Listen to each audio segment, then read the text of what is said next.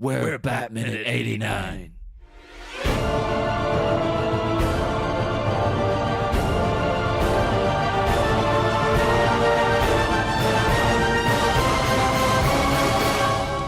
Hello, and welcome once again to Bat Minutes 89, the podcast where we analyze, scrutinize, and that's a lot of stairs. With Tim Burton's 1989 Batman film, 1 minute at a time. I am one of the hosts, Niall McGowan. I'm John Parker. That cold of yours is getting pretty bad, John. Jeez. And today we're once again joined this fine Wednesday by our fine guests, all the way from the Point Break minutes, Murren Kennedy and Jessa Lowe. Yep. Here we are. Thanks again for having us on. Yeah, more than welcome. And today we're here to talk about minute 104, Tim Burton's Batman, which begins with the Joker still squinting off into the distance, and it ends 1 minute later with Commissioner Gordon waddling his way into the church. Waddling. So, it's a kind of waddle. It's a very, we can talk about his walk when he gets there. When we get there. But, so let's dig on in. I will say, this brief shot here of Jack and Kim, sort of like Jack squinting and sort of like, it's supposed to be listening and realizing it's Batman and kind of turning away in disgust with a kind of like, come on, let's go. I do like the idea that this was actually like an outtake, and this is Jack and Kim listening to Tim Burton telling them what to do, and he's just like, what? I'll just walk up the stairs. And this was every day on set. Walk up. Goddamn. Okay. Well, do it. Tim. Oh my God, that was a good impression. Jack's in the room. Thank you. He's here. You got the big one, guys. We're going to have to say that Jack Nicholson is our guest on the final minute and just have you do that now. Who's going to dispute it? He's not on Twitter, is he? There's an annoying thing, because I noticed that we'll still be going on in April. The episodes will still be airing. And I know April Fool's Day is a Sunday, but now it's I really want to do, it's a thing I long had planned, was to do an episode where we pretended we had Jack Nicholson for the guest, and just had someone be like, yeah, it's Jack Nicholson. And then at the end it'll be like, actually no guys, April Fool's, it was Christian Slater the whole time. He's like, Got ya. That's pretty good. You can still do it. Slater. You can still do it. I still maintain that Christian Slater is definitely his love child. I think Christian Slater just wants to be Jack Nicholson's love child, and so he's trying everything within his power to make it seem as if it's true. He's That's evolving working. into him. Folks. Yeah. But one stupid joke I could make here is that now we get the beginning of Batman's ascent up the stairs himself, and it's. And I love his craning his neck up to look at how high funny. it is. Oh God. Oh God. You get another reminder that he can't turn his head without turning his whole body, which is hilarious to me. Yeah. So every time when we watch this minute the first time, every time he makes a movement of looking up, it's fun to add a sound effect to it. So I also want to hear the rubber squeaking a little bit like. Yeah. I can imagine the chafing in his thighs, just that tight rubber. Oh. Michael Keaton's like, why didn't you come back for the third movie? To be honest, my thighs couldn't take it, man. I couldn't.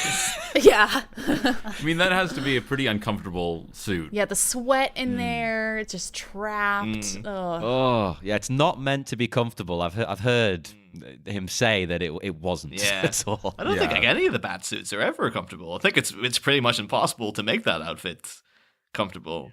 Yeah. I know one of the famous stories with Christian Bale and Batman Begins was that I don't know if it was at the end of shooting of Batman Begins or if it was during when they were making The Dark Knight, but I know in interviews he was asked what's it like to be in the bat suit? And he's like, oh, it's horrible. It's just really hot and sweaty and you just feel like you're in a wetsuit and it's really claustrophobic and you just have a headache all the time and all. He came out with a whole big tirade. And then apparently either at the end of production of Batman Begins, this interview had come out, or it was when they were making The Dark Knight. And then, Christian Bale came back to set and was like, "Hey guys, how's it going?" And everyone was wearing a T-shirt saying like, "It's hot and it's blah blah blah and you have a headache all the time." And they just had that quote just blazing on the T-shirt just to remind him what it was like. Nice. So apparently that's the humor over the Chris Nolan sets. That's good. Yeah. I mean, they knew what it might be like. Well, I guess the McG thing happened later, but yeah, knowing what Christian Bale may be like on set, might want to sort of counteract that at the top. Yeah, nip it in the bud. Yeah. But one thing that could have been nipped in the bud right here is this. Okay, like, what do we know about Batman? What gadget does he famously have that he could be utilizing right now? A grappling hook. Is this like the Arkham games when when you get to a bit when you're like, oh, grapple up, and it's just like, you cannot grapple to this piece. It's like, why not? It's right there. I can grapple everywhere else. Why is it? Oh, for Christ! It's like, no, you have to go and assemble this. And it's like, oh, for God's sake. And it's like in any other game when you come across like a wooden door, and it's like, you have to find another entrance. And it's like, if this was real life in this situation, I would just kick this door in. But yeah, that happens in Arkham too. It's like Batman can't get through this little wooden door, and it's like, I'm pretty sure he could. I don't know why he's not. It's like, oh, you can't grapple up here. It's like, if I was Batman in this situation, I would totally grapple up there. What's happening? And yeah, it seems that maybe you can blame it on the plane crash. And he's like, well, wasn't thinking straight. And then later on, while he's dangling from the church on the grapple hook at the end, he's like, oh, I totally could have used this. Actually, this could save so much time. You can blame it on the plane crash, but can you blame it on the boogie? That's what I want to know. Can you blame it on Rio though? That's the other. Can you? You can. Surely. No, you shouldn't. I actually was going to sort of defend it, right, Niall? Maybe he didn't bring the grappling hook because he was going to be in the Batwing. Well, you say that though, John, and you may recall at the end of the movie, he has not one, but 2 grappling hooks on him, apparently. Well, he has a weird bolo rope throwing thing. But we're not there yet. Oh, yeah, of course, yes, we've never seen the end of this movie. No, we're watching it a minute at a time. Come on. Pretend. For the first time. For the first time. I didn't grow up watching this movie at all. No, I didn't have the board game or anything. I had a question as well. Joker, he picks up Vicky's shoe after it falls off. She loses a shoe. He picks it up and he kisses it.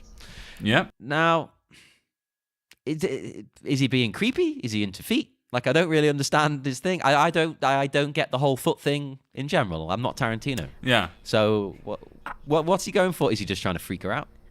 I don't know. Maybe a mixture of both. Maybe he's like, hey, I can get freaky, but also let's try this out. And it's like it's just a very solid sniff kiss in one action. Sniff kiss. Yeah. Okay. You think he's smelling her shoe just to get that good foot smell? Oh, yeah. He's like, so nasty. Daddy-like. Yeah. I imagine people into feet. Let me just first off say, if you are, cool, you do you. Yeah. That's your thing. But, I imagine people who like it, like the smell. Yeah. I'm assuming. Yeah. Yeah, you'd have to, I assume. I was just genuinely worried about your line of questioning at the beginning of this, John, where you're like, "Oh, is he just into this? What are you guys into? Like, what weird crap are you up to in your? Let's just all go around in a circle and say what we're into, guys. If you would like to tweet us your kinks, feel free. That'll be most welcome. But yeah, that is a bit. It's an extra little bit of just like needlessly. Well, actually, as a person, I've never worn high heels for any extended length of time. Anyway, these aren't particularly. But I can't tell whether this is a cruel move of like, well, here's your shoes falling off, bye bye shoe. Like this is just him being an extra little bit malevolent, just for, he's one thing, he's putting Vicki at a disadvantage. By like, oh, she's not got a shoe. She's only got one shoe now. And it's also obviously the added taunt of like, I'll throw that down. It's a taunt for Batman. Come and get me. But at the same time, it's like, I imagine high heels are a real pain in the ass, basically. So he may actually be doing her a favor by like, well, just get rid of him. Just, just throw him down the stairs. The splinters that must be in that wood, and now she's gonna take off her other heel. Otherwise, she's just gonna be like hobbling backwards. No, that is true. Yeah. Oh. All right then. Well, in Liverpool though, on a Saturday night / Sunday morning, you will see many a discarded high heel. Really? Because women going out tend to get really drunk, take the shoes off because they don't want to walk in them, and then just throw them away. That's a travesty. Wow. I know. I bet in the morning, though, they're like, where are my shoes? Yeah. It's like, damn it, not again. Yeah, you'll often be walking back after a night out, and you get quite upset because you just see a lone shoe sat there. It's like the "Oh, Trail of that's Dead or sad." something. That's like a photo collage I'd like to see in a museum. The Yeah. shoes of Liverpool. Yeah. Just a bunch of lone Oh my shoes. Just a pile of them. I always wanted to be a photographer, and I never made any effort to do it. Now you've given me what I need. There's your project. Yes. Yes. It was interesting as well because Joker throws the shoe down the tower, all the way down. And I quite like that because you can tell he's clearly taunting Batman by doing this. It's kind of like, just rubbing it in his face a little bit more. Like, I've got her. She's here. She's in danger. Yeah. Come and get her. And as we find out, he aims perfectly. It lands right in front of him. Yeah. Yeah, how the hell did he do that? The Force. Yeah. It's just like afterwards, just like, oh, I wonder if it landed. It's like in the middle of the fight with Batman. I was like, did you get that shoe? Did that land okay? Yeah, landed right in front of me. Oh, thank yeah. Good job on that. Yeah, it was effective. And the way he throws it is also, like, for some reason, it reminded me of Heath Ledger's Joker. Just, I don't know, something about the action and the way he was taunting him and all that. Just had a very Heath Ledger-esque I could see that, yeah. Because I know Heath definitely, liked this Joker. I mean, well, everybody likes this Joker. Everyone likes Jack Nicholson's interpretation, don't they? So he definitely would have brought a little bit of that in. As different as he was, you've got to bring some of it. Yeah, Yes. yeah, for sure. We do get here as we briefly mentioned last minute, Murren, the Vertigo, how similar it was to Vertigo, and now we kind of get like the Vertigo shot, where Yeah. we actually see the all the stairs he's gone up, and within Vertigo it would do that weird like the thing now it's always associated with Jaws. I'm not too sure of the technical name of that, but it's like the camera zooms in while also zooming out. Forced perspective. There you go, forced perspective That's shot. Niall, you've let us down as the tech guy. Come on. Don't you worry, John. I'm going to edit that, so it sounds as if I came up with it. And have Jack Nicholson saying it. Forced perspective. Yes. Oh, thank you. Thanks, Yeah, Jack. thanks, You're Jack. welcome. You're welcome. Yeah, well, so you get that there. The amount of stairs the Joker's cleared in what, like, less than a minute? No way. Like, that's like 12 flights. There's not a chance in hell he got up that. At least not that breathlessly. This would have taken about 20 minutes. And it would have been them going like, oh, Yeah, we're almost there. because in the previous minute, he wasn't that far ahead of Batman, was he? No. Yeah. No. Now he's like, 12 floors up. But Batman did kind of stumble around into some pews for a bit. He's struggling, yeah. True. He's not at full capacity. Maybe there's a deleted scene of Batman, like, fixing all the pews and stuff. He's like, I can't leave these like this. And he has to go and do a little prayer and, all of this kind of thing. It's important before he goes into Yeah. battle. Yes, Yes. yes. He has this little rituals he has to do. Well, in fact, wasn't there... We were talking earlier in the show, Niall. Batman did I can't remember which draft it is. He did have a ritual, didn't he, before he went into That was battle? actually that was the episodes with Kiri Callaghan. Yeah, he had his trance that he had to go into that took 40 minutes for him to get into a trance to become Batman. Not real time in the film. And then we also see him getting into his suit in real time, just like squeezing into that rubber. It's like struggling. Alfred's helping him, and just like, Grease me up, Alfred. Come on. yeah, he has to lube up like Bronson. Yeah.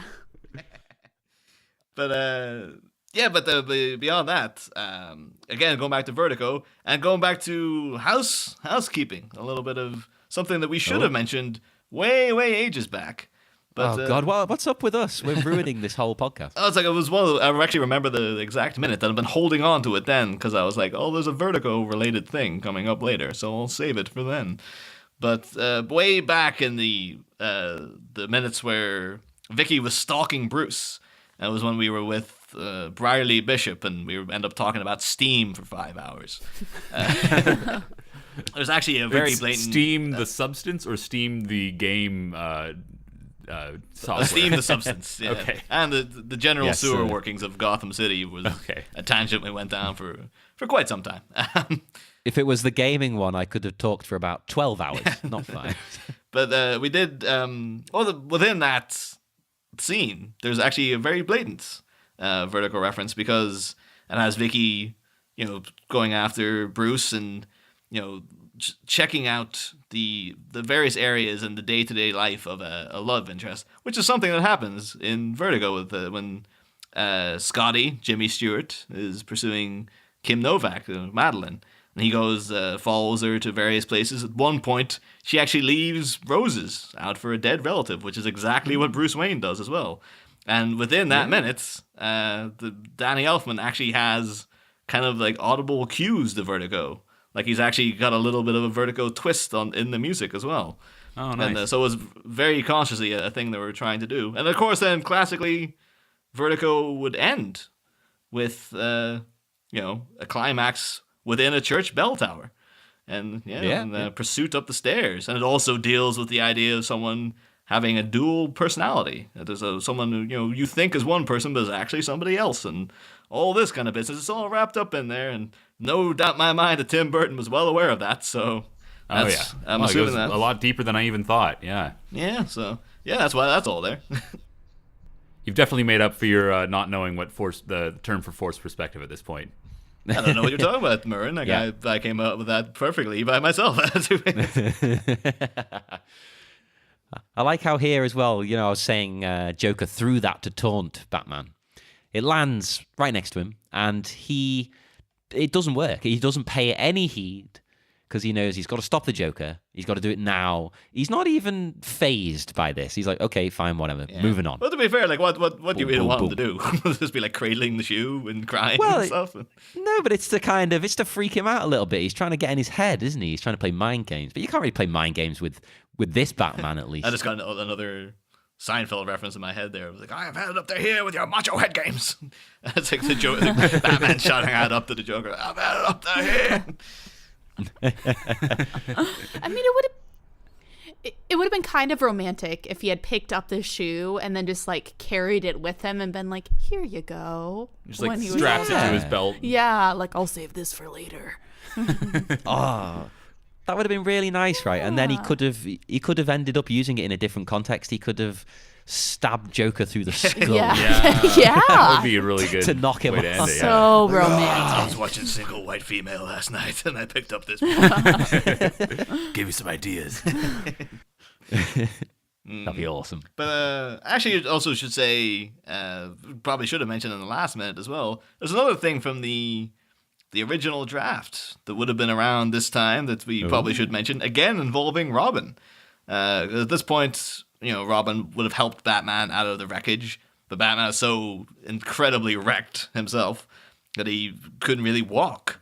And then at this point, Robin picks up a discarded gun and launches after the Joker himself, and Batman's shouting after him like, Dick, no! And apparently there was supposed to be a shootout in the bottom of the church between the Joker and Robin. It only ends when Batman throws a poisoned or a knockout dart thing, but it's actually like a ninja wheel that's coated. Well, I guess it's a batarang, I would assume.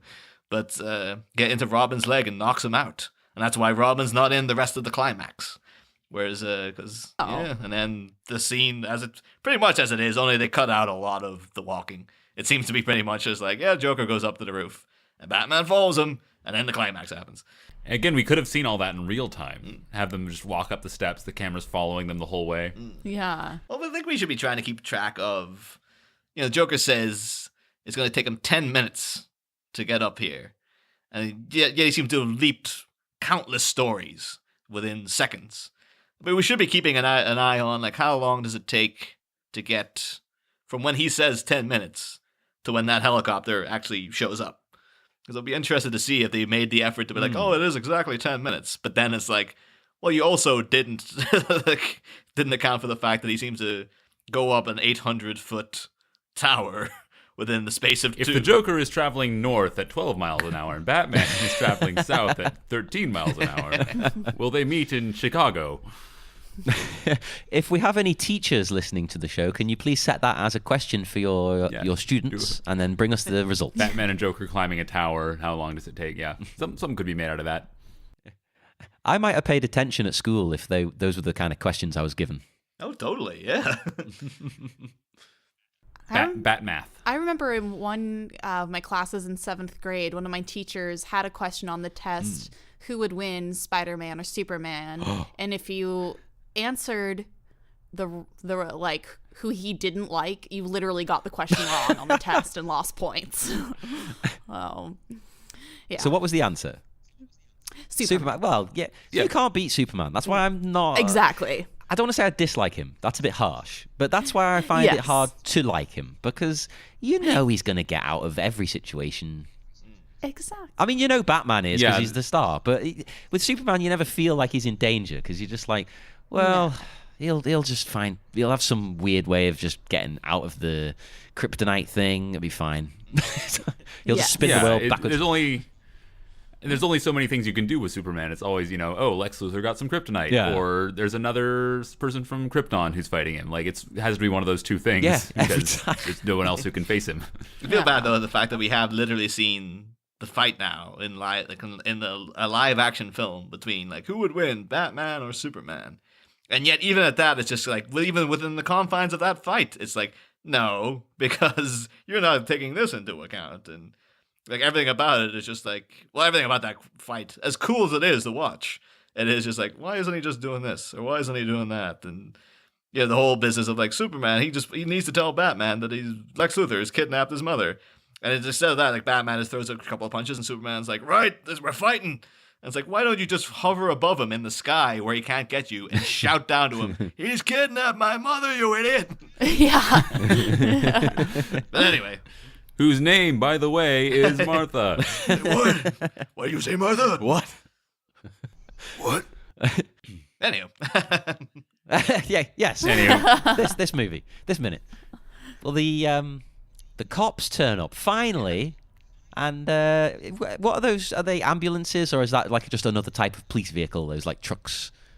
I think those are ambulances. I don't know, Yeah. like those big sort of truck thing. We don't have those in the UK if they're police definitely cars. an ambulance. It's got there's a police van and then there's one with a red cross on it. So I'm assuming that's an ambulance. But Okay. the thing is, at this point, this should be like, isn't this like a SWAT team situation? Like where? One would think. And it's also just like, how long is it taking? Again, this is one of the things, like the most suspension of disbelief in this entire movie about a guy dressing up as a rubber bat is that the Joker is announced to the people, I'm going to, at midnight tonight, I'm going to be dumping 20 million on the streets of Gotham. And for some reason, it's taken the police this long to show up. When they should have been on every street corner. They should have been combing. The police force should have been out in force, looking for him at midnight everywhere.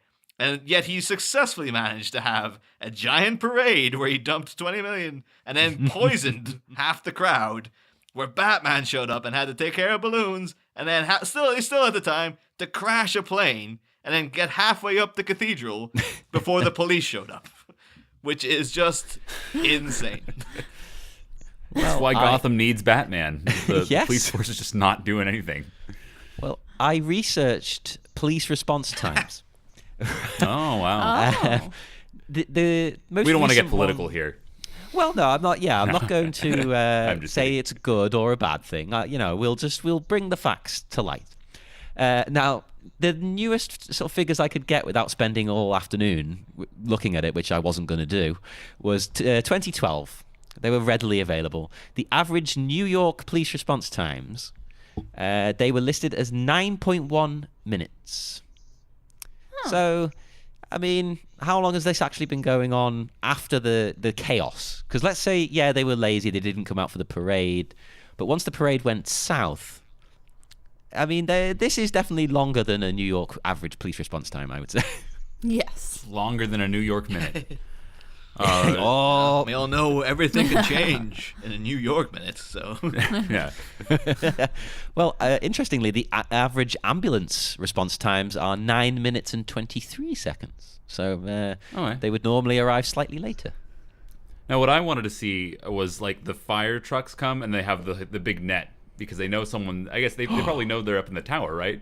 Yeah, yeah. I would assume. I want to see the big nets. Like, oh, we can catch you if anyone falls. That would be the sensible thing to do. I mean, do they know he's kidnapped someone? I mean, it's the Joker. You should probably assume he's doing something crazy. If you've seen movies before, you know that he has. Because I mean, I would get that net there. Definitely, that's a smart plan. You've ruined it for me now. Thanks a lot, Murren. Never watching it again. No, we're stopping, Niall. That's it. Wrap it up. But we do have like the one guy who seems to be really on call for this is Gordon, who's first out of the car, first up the steps, first into the chapel or the cathedral. Sorry. And it seems like because I'm still imagining though he was probably sitting at home, knowing again this parade was supposed to happen. Just like looking at his phone, just like, oh God, don't ring. Just please, God. Like just sitting in his pajamas, just like, please, just let me stay. There's nothing happened. I can't be bothered going out tonight. And then eventually, like, Mary Borg finally got him on the phone, like, you idiot, get down there. And he's like, all right. But it's even the way he's dressed. It reminded me, even though I'm sure we'll get to that minute in Batman Forever, but when he shows up when Chase Meridian shines the bat signal out, and then her and Batman have a meeting, and then Gordon shows up in his pajamas, just like, what's happening? I can totally imagine underneath like this overcoat and hat and that scarf, he's totally got his pajamas on. And he was just like, I was just sitting down to some cottage cheese. And oh Christ, apparently all this happened. Cottage cheese. His nightly treat. Oh, yes. I actually enjoy cottage cheese myself, but it's still funny. I don't know. I love cottage cheese. Thank you so much for saying that. I was going to voice my opinion and thought, no, they'll make fun of me. No, it's fine, but it does seem like kind of an old person thing to eat. And I mean, Murren he does have the soul of a 68-year-old man. Yes. So. Well, I actually ordered a pizza earlier that had, believe it or not, cottage cheese. Right? What? That I have not seen before. I'd never seen it either. But the guy turned around to me and said, "Oh, actually, I'm out of that." I think he just never had it in because nobody else. I can't imagine like everyone was like, "Ooh, we gotta get that." Yeah. We just sold out of it today. One person came in, give me all the cottage cheese you've got. I want all the cottage cheese pizza. It'd be like what? It would work. Like was it Ron Swanson in Parks and Rec with ordering the bacon? And Yes. Just like I want all the cottage cheese. Now, just to stop you there. What I'm afraid you heard was I want a lot of cottage cheese. I want all the cottage cheese that you have. Well, as a vegetarian now, that is my version of the Ron Swanson thing. So, yes, all the cottage cheese. But actually, we get to go into another old favorite here with the side of Gordon, because I've got the other potential people who could have been cast as Commissioner Gordon. And it's Ooh, the potential people who could have done nothing for 90% of the movie. Pretty much, yeah. And it's a very it's unfortunate to say because actually, as much as we dump on him, like Pat Hengel's a good actor and he does the best he can with the material. But like everyone on this list is better than Pat Hengel, pretty much. Oh no, that's because mean. we got Brian Cox, not the scientist Brian Cox, but the original Hannibal Lecter in Manhunter, Brian Cox. Yeah, he's great. Richard Attenborough, who, obviously from Jurassic Park, presumably would have spared no expense in the bicentennial parade had he. Robert Duvall. He would have been. He would have been sitting down to his ice cream. I was going to say while he was waiting for the call. I would have loved him to have dinosaurs at the parade, basically, just so I could see. I just want Joker to steal and ride a T-Rex. There's something about Richard Attenborough though, because I so associate him with Jurassic Park and like, oh, he's such a lovely, cuddly man and whatnot. I've seen that guy play like a hardcore perverted like rapist killer in 10 Rillington Place. And I still can't shake the image of like, oh, Richard Attenborough, like, oh, he's so cuddly and lovable. And it's like, I can't imagine him being Gordon because he's not gruff enough. He'd be too light. It'd be like, oh, Batman, how are things? He would have been way too jovial and friendly. Like, but yeah, Robert Duvall would have been a good call actually. Wow, that's almost he's almost too much of a star.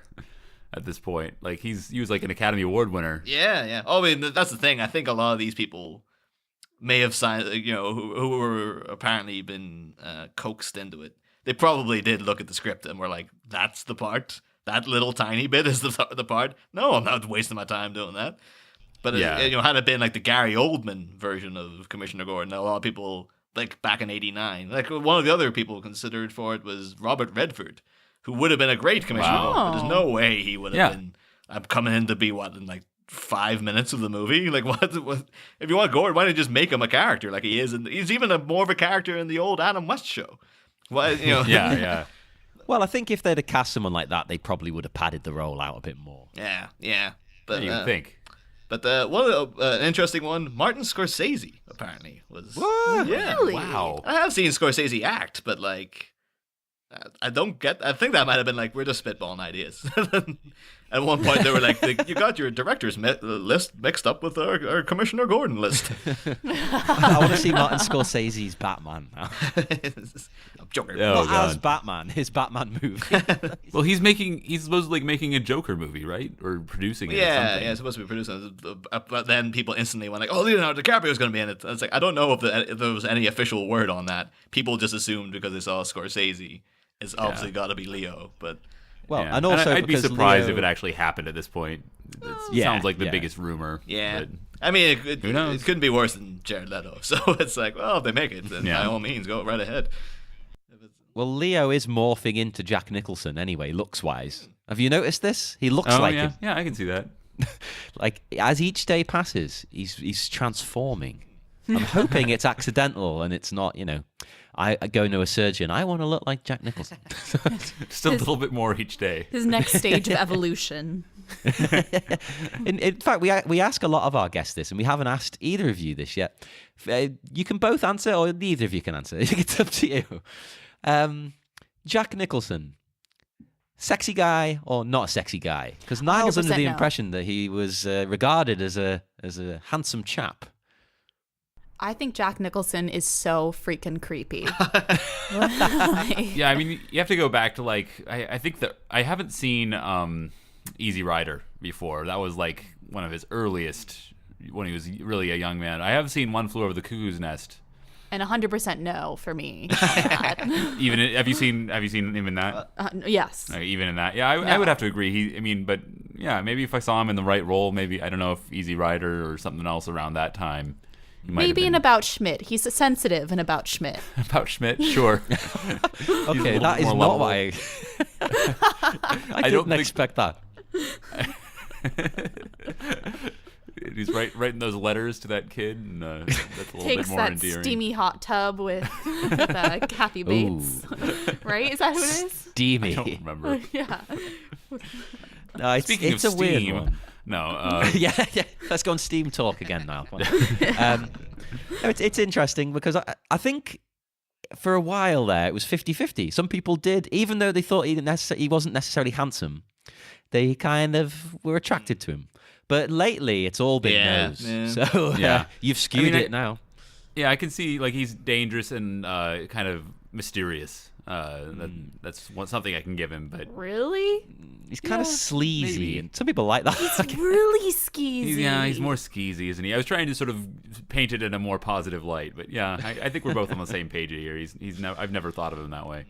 I feel like he would be very predatory in real life. I will say though Yes. that there was a couple of years back. I think there was like a random a paparazzi photo going around of Jack out on like a boat, and he had his shirt off. And this is him like obviously like mid-70s, and like mid-70s age, not mid-70s when he was at his finest, arguably.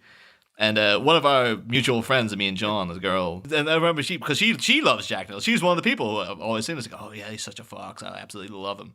And then she was she put up that photo. She's like, even with moobs, even with the man boobs, this man is so sexy. It's like, all right, well, that's your thing. Oh, and I was going to say, she's really into the About Schmidt then. Like, mine was more just a joke. But Yeah, give me that Schmidt. yeah. I'm going to hypothesize that the moobs would make him less threatening.